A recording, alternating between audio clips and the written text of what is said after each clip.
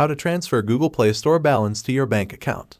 Before we dive into the process of transferring your Google Play Store balance to your bank account, let's understand a bit about how Google Play balances work. Your Google Play balance is essentially credit that you can use to buy apps, games, and digital content on the Google Play Store. However, it's important to note that Google Play balances are typically non-refundable and non-transferable.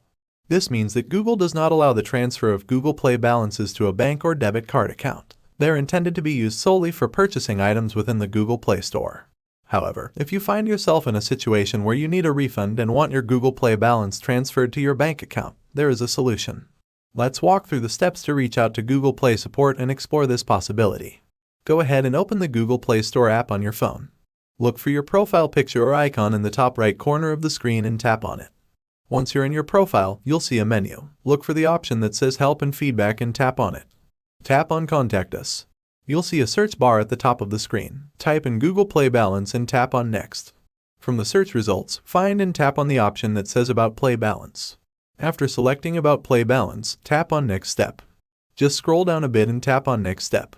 At this point, you'll have the choice to either chat with Google support or send them an email. Pick whichever option you're comfortable with.